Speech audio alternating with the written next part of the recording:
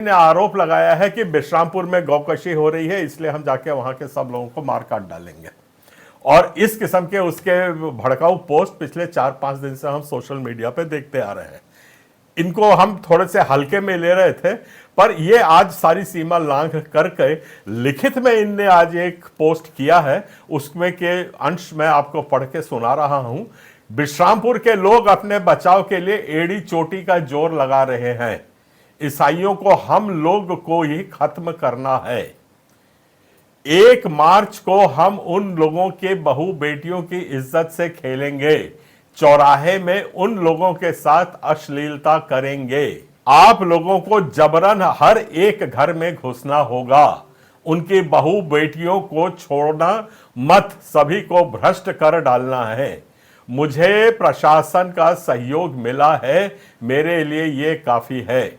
जहां कहीं भी ईसाई लोग नजर आएंगे, घर में घुस के सबको काट डालना, कोई भी प्राणी बचने नहीं पाए। हम भी उनके बाल बच्चों को काट डालेंगे। आप सबों के सहयोग जरूरी है।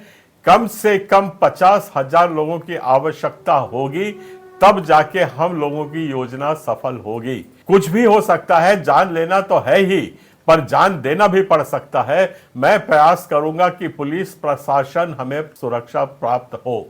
आवेदन शिकायत पत्र संपूर्ण छत्तीसगढ़ शासन मंत्रीगण एवं संबंधित अधिकारी गण को न्यूनतम 100 माध्यमों से भेजा जा चुका है।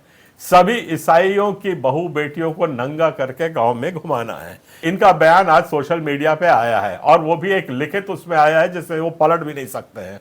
मैं ये अपने शासन से पूछना चाहता हूं, क्या हमारे आदरणीय मुख्यमंत्री जी इस अभियान में उनका सहयोग दे रहे हैं? उनकी फोटो आज हमको मिली है, जो आदेश सोनी के साथ खड़े होकर मुस्कुरा रहे हैं मंत्री और उप मुख्यमंत्री जी। तो क्या ये सरकारी योजना है? क्या मणिपुर की तरह यहां पर भी नरसंहार होने की आप तैयारी कर रहे हैं? और इसकी अगर आप लोगों के तरफ से कोई भी किस्म का संज्ञान इस अवधेश पे नहीं लिया जा रहा है, तो आज से हमारे लोग वहां कूच करके बसना शुरू कर दिए हैं। ये मैं आपको बड़े खुले तौर पे बता रहा हूं। और हम लोगों को वहां इकट्ठा होना है और देखना है कि आज संविधान में ताकत है कि हमको आज अपने बाहों के दम पे ही अपने धर्म का और अपने विश्वास का रक्षा सुरक्षा करना है। मेरा फिर से एक चेतावनी है, पुलिस तुरंत उसको आज के आज गिरफ्तार करे, आज ही उसको संज्ञान में ले, उसको अरेस्ट करके अंदर करे। आज के आज उसको अरेस्ट नहीं करने की स्थिति में आज ईसाई समाज भी उग्र होगा, और जिसकी पूरी जिम्मेदारी शासन प्रशासन की रहेगी। मैं अब यह बताना चाहता हूं कि यहां पे बार बार गौकशी की बात आ रही है, और गौकशी से मैं कोई इनकार भी नहीं करता हूं। गौकशी एक अपराध है, उसको भी मैं मानता हूं।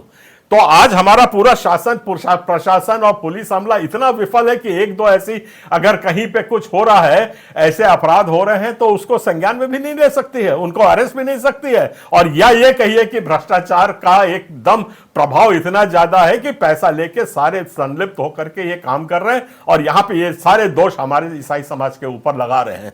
ये हम कभी कतई बर्दाश्त नहीं करेंगे। मैं 2-3 आपको यहां पे पोस्ट दिखाना चाहता हूं। आदरणीय मुक्तेश्वर आनंद जी ने भी बड़ा बयान दिया है कि आप गाय काटे तो मरने के लिए तैयार हो जाए, और जो गाय काट रहे हैं उनको मार डालें। 1000 लोग निकल के आ जाओ, निकलो। गौ हत्यारों को फांसी मत मांगो, खुद उनकी हत्या करो और अपने लिए फांसी मांगो। बाद में कानून करेगा, कार्रवाई पहले हमें करनी है। हमें उसको सबक सिखाना है, हाथ तोड़ना है, पैर तोड़ना है, जो करना पड़ जाए हमको करना होगा। तब जाकर ये अधर्मियों की आत्मा कांपेगी। इन्हें किसी चीज का भय नहीं है, मौत का भय तो होगा। किंतु एक सेना का विस्तार हो चुका है। 1 मार्च 2025 को रायपुर से विश्रामपुर मात्र 63 किलोमीटर है। हम कम से कम 5000 गौ सेवक सेविकाएं वहां पहुंच रहे हैं, पलायन कर रहे हैं। विश्रामपुर, जनकपुर, गणेशपुर, ये तीनों गांव में 4500 की जनसंख्या है, जिसमें एक भी हिंदू, एक भी सनातनी नहीं है, केवल और केवल ईसाई भरे हैं वहां। हम पूरी आपके साथ सहमत हैं और आप इस अभियान में साथ रहेंगे। और मैं आपको ये 2-3 रिपोर्ट्स दिखा रहा हूं। महाराज जी, दैनिक भास्कर की रिपोर्ट को आप लोग देखिए, तो उसमें लिखा है 24 लाख टन गौ मांस भारत से हर साल निर्यात हो रहा है, जिसमें 8000 गाय एक दिन में कटती हैं। चलिए मेरे साथ, मैं आपका साथ देने चल रहा हूं। सारे डिटेल्स आपको मेरे इसमें दिख रहे हैं। बाकी प्रेस इसको बताता आ रहा है कि दुनिया का सबसे बड़ा गौ मांस का निर्यातक आज हिंदुस्तान देश है। उसके लिए आप क्या कर रहे हैं? आपको विश्रामपुर में कथित अपराध, आरोप लगाए गए अपराध, जिनकी ना गिरफ्तारी हुई है, ना जांच हुई है, ना सजा हुई है, ना कुछ हुई है, और वहां पे क्या ताली बजाने के लिए पुलिस के 2-2 थाने खुले हुए हैं? वो एक अगर गौकशी हो रही है तो उसको अरेस्ट नहीं कर सकते हैं। एक तरफ आप जानबूझ के अरेस्ट नहीं करते हैं, पैसे खाते हैं, पैसे खा करके और आप ईसाई समाज को कटघरे में खड़ा कर रहे हैं। यह बहुत दयनीय है, बहुत दुखद है। और मैं चेतावनी भी दे रहा हूं कि ईसाई समाज आज से 20 साल पहले का ईसाई समाज नहीं रहा। ये त्रुटि को अगर हमारे मुख्यमंत्री जी आप ठीक कर दीजिए, बयान दे दीजिए कि हाँ, हम मणिपुर के माफिक हिंसा करने वाले हैं, हमको बिल्कुल मंजूर है, हम मरने के लिए तैयार हैं अपने धर्म के लिए, इसमें कोई दो मत नहीं है।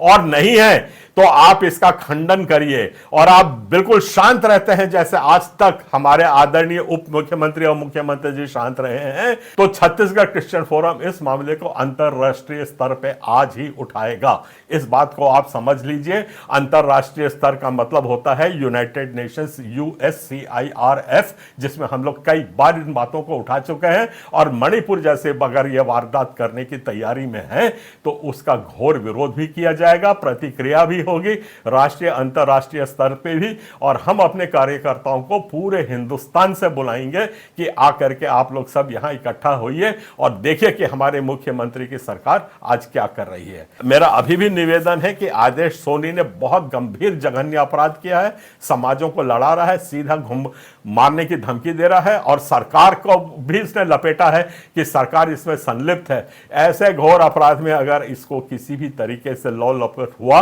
और इसका अगर अरेस्ट नहीं किया जाता है तो गंभीर परिणामों के लिए यहां की सरकार तैयार रहे। आप सबको धन्यवाद और हमारे से जो सहानुभूति रखते हैं। इस वीडियो को ज़्यादा से ज़्यादा लोगों तक शेयर करें भाई बहन के पास, कि लोगों तक खबर पहुंच सके। और इस चैनल को सब्सक्राइब करें जितने भाई बहन देख रहे हैं।